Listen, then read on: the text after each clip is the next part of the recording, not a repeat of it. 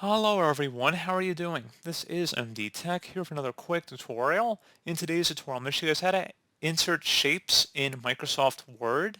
So this should hopefully be a pretty straightforward process here, guys. And without further ado, let's go ahead and jump right into it.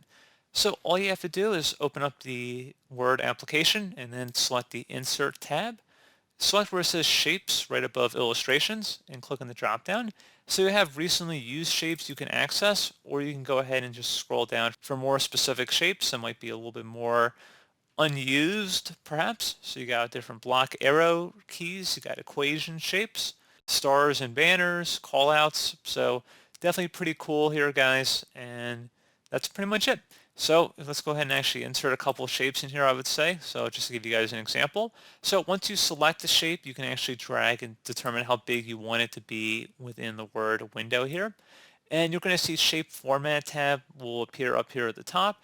And you can customize a whole bunch about these particular shapes. You can change the style by clicking the little expand arrow down here, change the different colors as well as different options if you have different presets in here that maybe you've saved already.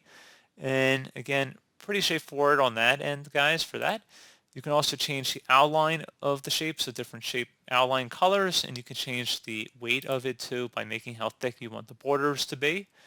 And you can change the color of the shape, of course. That'd be really crazy if it did not include that. And you can change the effects as well. If you click the drop down, you can make it even 3D or different shapes or orientations here, guys. So pretty cool. I mean, obviously, you can rotate these images, but just gives you guys some different effects so you can apply to the shapes here. So pretty cool. And let me, undo a couple of those steps here. I want to have it look like this for right now. You can change the word art text effect sort of appearance here by clicking the drop down, and you can transform the image as well. You can distort it here as well. You can make it bigger or smaller, the inside or outside the shape. So you can do a whole lot with these particular shapes, probably more than most of you guys would ever need, frankly. But as always, thank you guys for watching this brief tutorial. Do hope I was able to help you out, and I do look forward to catching you all in the next tutorial. Goodbye.